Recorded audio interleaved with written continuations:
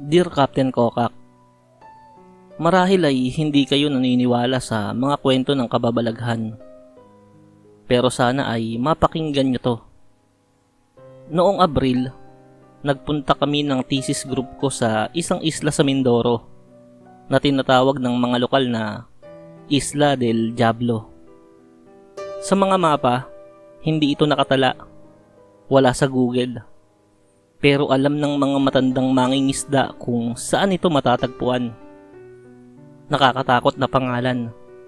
Pero ang sabi ng advisor namin, may mga alamat daw na kailangang imbestigahan. Pagbaba pa lang namin ng bangka, may kakaiba na. Ang mga tao roon, masyadong tahimik. Nakangiti, oo, pero parang walang kaluluwa sa likod ng mga mata nila. Lahat sila ay nakaputi at walang saplot sa paa.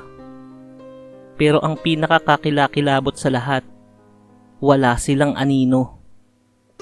Nung una, akala namin optical illusion lang o baka epekto ng araw.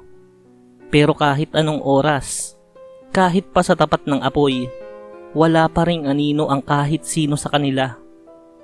Sa gabi, ang katahimikan ng isla ay nakabibingi.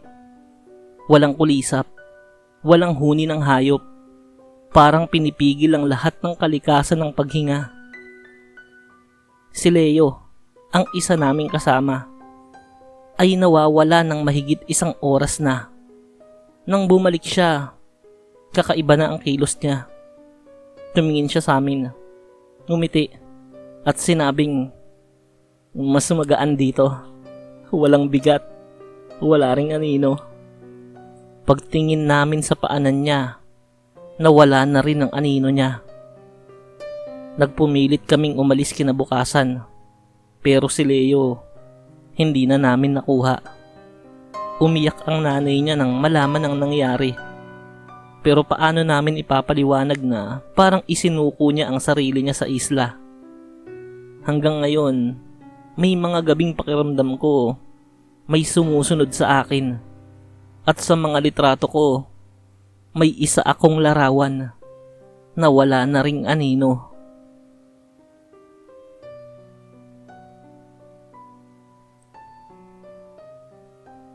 Dear Captain Kokak, gusto ko lang ibahagi itong karanasan namin sa isla ng pamilya ni Dayan, asawa ko. Sa Antique ito, at sinadya naming bumisita noong undas para alalahanin ang mga yumaong ninuno nila. Simple lang ang isla, walang kuryente. Mga lampara lang at ilawan ang gamit sa gabi. Noong ikalawang gabi ng pamamalagi namin, lumabas ako para umihi sa tabi ng punong nyog sa gilid ng baybayin. Doon ko siya nakita. Isang babae, duguan, walang muka. Nakalugay ang buhok at putol ang mga daliri sa kamay. Nakatayo siya habang hinahampas ng alo ng kanyang paa. Hindi siya kumikilos. Tumakbo ako pabalik ng bahay. At isinama ko ang ilan naming kamag-anak para ipakita. Pero pagbalik namin, wala na siya. Kinabukasan, nagtanong ako sa mga matatanda sa baryo. Isa lang ang sinabi ng lola ni Dayan. Baka si Margarita yun. Tinapon dito ang katawan niya noong panahon ng hapon. Pinagsamantalahan, pinugutan, tinanggalan ng mga daliri. Tuwing undas, bumabalik siya sa baybayin para hanapin ang nawawala niyang ulo. Pagbalik namin sa Maynila, napansin naming may nakasampay na puting duster sa bintana namin. Basang-basa, kahit hindi naman umuulan. Simula noon, gabi-gabi akong ginigising ng basang yabag sa sahig at mahihinang hikbi mula sa banyo. Minsan, pagtingin ko sa salamin, may mahinang bakas ng dugo sa leeg ko at hindi ko alam kung saan nanggaling.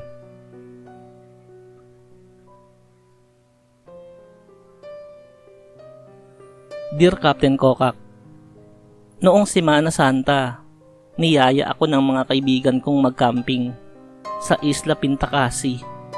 Kahit lagi akong pinagbibilinan ng mga magulang ko na huwag tumapak sa lugar na yon. Pero nadala ako sa kagandahan ng lugar. malinaw na tubig, puting buhangin, at katahimikan. Nang makarating kami, agad naming napansin ang kakaibang presensya. May mga batang paikot-ikot sa isla, mapuputla, madungis, nakasuot ng lumang damit. Tahimik lang sila, hindi sila tumatakbo, hindi rin naglalaro, parang nagmamasid lang.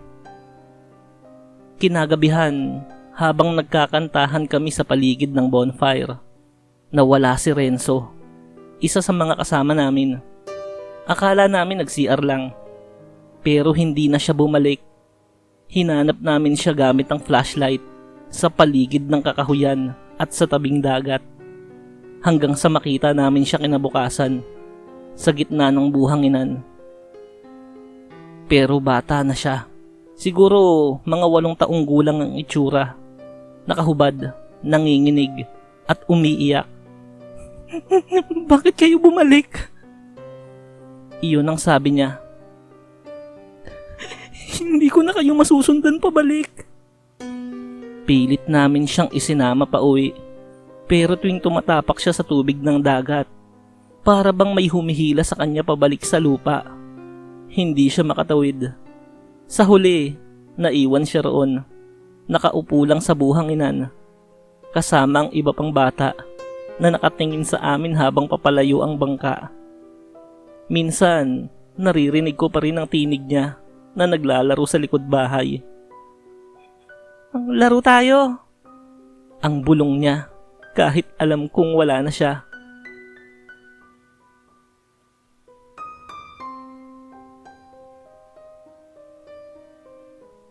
Dear Captain Kokak, nitong retreat namin sa isang isla sa Quezon, napansin ko agad ang tila kakaibang ugali ng dagat. Maamo siya sa umaga, pero pagdating ng gabi, nag-iiba ang kilos ng alon. Tila umiiyak. Akala ko guni-guni lang ang lahat, hanggang sa isang gabi, habang nag-iisa akong naglalakad sa baybayin, may nakita akong mukha sa tubig. Hindi ko to refleksyon, buo, malinaw, at malungkot na mukha ng babae na nakalutang sa bawat hampas ng alon. Parang tinatawag ako.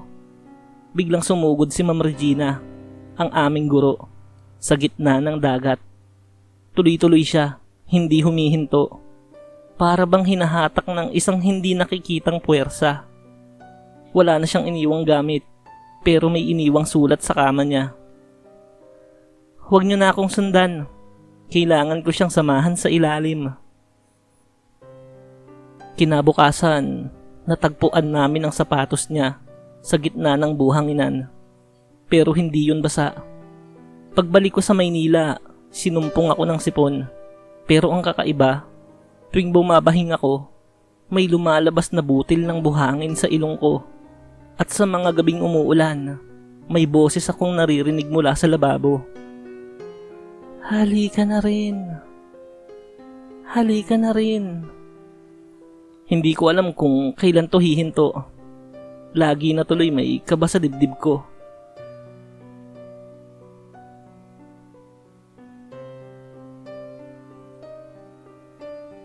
Mapagpalang araw po, Captain Kokak.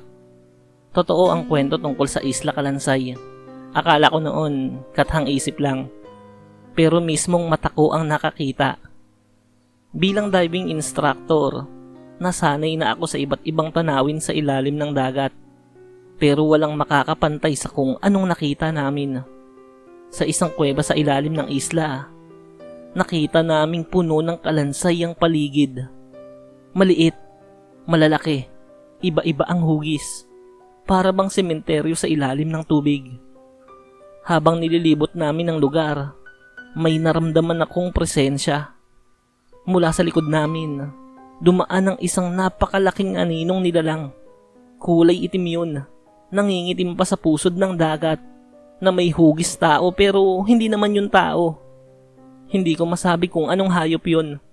Hindi siya lumalapit, pero alam naming pinagmamasdan niya kami.